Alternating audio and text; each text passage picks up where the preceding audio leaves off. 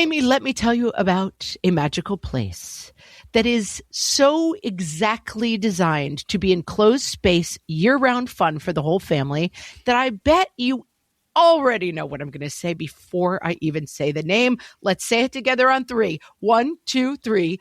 Great Wolf Lodge. You got it, Amy. My kids loved Great Wolf Lodge when we went. You probably already know that it has a huge indoor water park with a wave pool, lazy river, a bunch of massive water slides. But then your pack can hit the other attractions because, wait, there's more. Great Wolf Lodge has adventure-packed attractions like Magi Quest, a live-action game kids can play throughout the lodge, plus the Northern Lights Arcade. Spent some quality time there, so your kid who loves the lazy river and your kid who loves fantasy games will both have a great time. Great Wolf Lodge also offers great dining options and complimentary daily events like nightly dance parties, all under one roof. Unpack the car once and you're settled in to have fun. And with 22 lodges across the country, you're always a short drive away from adventure.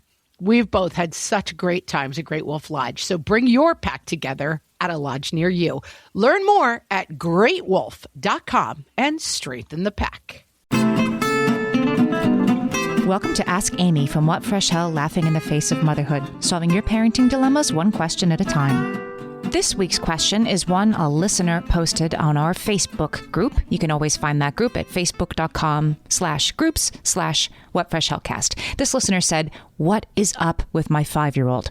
All of a sudden, she's talking back, yelling at the top of her lungs, not listening, kicking and screaming, throwing tantrums, throwing things at me, and giving me teenager vibes. I do not allow any of this behavior in my house. I'm at a loss for what to do. Is this boundary-seeking behavior? Is something happening at school? Is it because I'm working more? Is it a phase? We've been sending her to her room to chill out because no one wants to hang with a Banshee, but she screams and screams while throwing her stuff everywhere and kicking the walls. She goes immediately into red brain, and it's a 30-minute process for her to calm down and talk to me. I'm really excited to spend summer break with an insane asylum escapee, plus it's starting to rub off on my 2-year-old. Okay, lots to unpack here. And seems to me like you're a listener to the podcast because you're talking about things like boundary-seeking behavior and things that we've definitely talked about on the show. One thing I haven't talked about on the show is a series of books by Louise Bates Ames. They're old school. They've been around forever. And there's one for each year. Your 1-year-old, your 2-year-old, your 5-year-old, your 6-year-old. Louise Bates Ames says a 6-year-old is defiant but loving, which I thought was an interesting perspective on what's happening right now with your own kid. And yes, your kid is 5, but these books are, they say right in the book, your 4-year-old might be in the 5-year-old stage, your 5-year-old might still be in the 4-year-old stage. They're not exact. The point of what these books make overall is that as kids grow, they sort of oscillate between periods of equilibrium and disequilibrium, which is why your 1-year-old is great and your 2-year-old is kind of a nightmare, and then your 3-year-old is pleasant again, and then your 4-year-old is tough. Your mileage may vary for sure, but that a kid that wasn't doing this stuff a couple months ago now is normal, even if it's completely stressful. This sounds like a lot is going on. So you ask if this is a phase, and yeah, it might be. You also say, like, is something going on here? Is it because I'm working more? And I do want to encourage you to continue to be curious about this.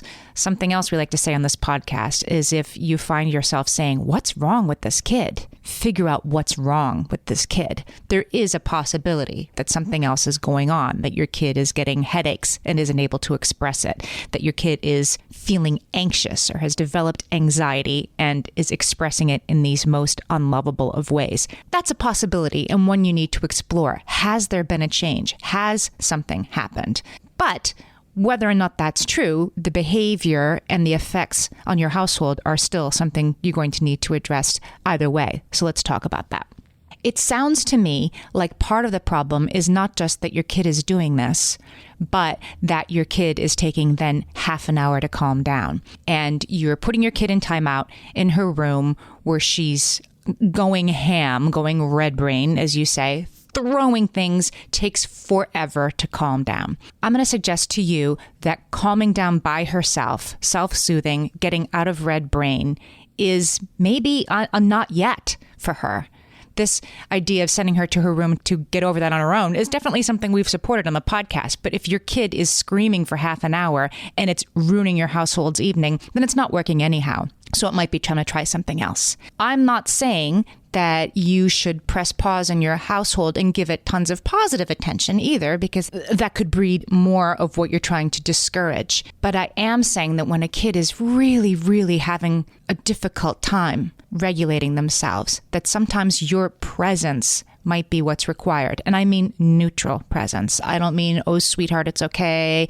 I don't even mean rubbing her back unless she would let you. I mean, you're calm, you're next to her, you're not angry.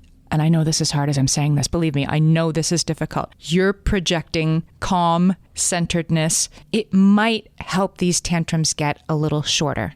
It might. And then when she's able to calm down, then you breathe with her, then you rub her back, and then you help her move on with your night, right? Because the goal is a peaceful home. The goal is a house where this isn't happening. So you don't necessarily need to do a ton of revisiting it afterwards, especially with the 5-year-old. If she could do better, if she could not be throwing these half-hour tantrums, she would not be throwing these half-hour tantrums. She would rather be a happy playing kid. Now, you talk about how it might be affecting the younger kid in your house, and that's a valid concern. You definitely don't want your 2-year-old being like, okay, I got a front row seat. This looks pretty interesting. I'm just going to try some of this on. So I understand you not wanting that to become something that you tolerate in your household.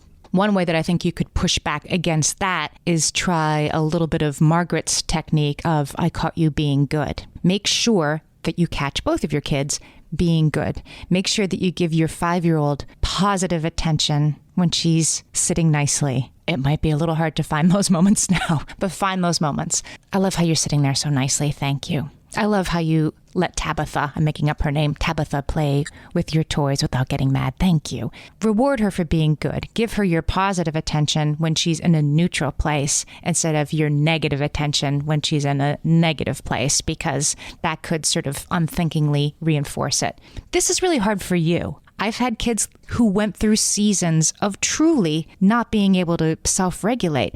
And it's very stressful because they usually do take it out on the primary caregiver the most. And it's triggering. It makes your heart rate go up. It makes you feel angry and stressed and anxious and like you're going to explode and all of those things. So honor that that's hard. Do the work. Give yourself a break. Make sure your parenting partner, if you have one, is giving you time away from this kid to get out of the house so you can recover, so you can be ready to take more of this on. Because it sounds to me like your kid is in a phase right now where she really needs you. The eventual goal is for her to control herself, but it sounds like she's not quite there yet. The good news is this stuff does tend to be a phase. Some of it's intense. She will move back towards a period of equilibrium if you allow that to happen, and if you model for her the effective calming down techniques that you want her to have. It sounds like she doesn't have those quite yet. Don't worry that she doesn't have them.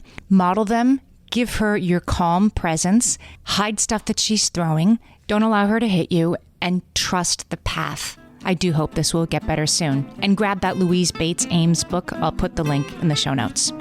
Send us your questions and we might answer yours next. Email us questions@whatfreshhellpodcast.com. Thanks for listening.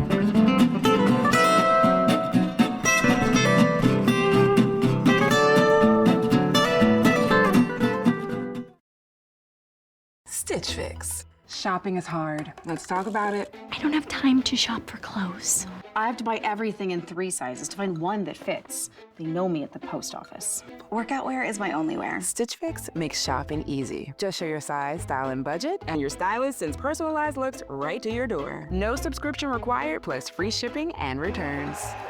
Oh, wow. That was easy. Stitch Fix. Online personal styling for everyone. Take your style quiz today at stitchfix.com.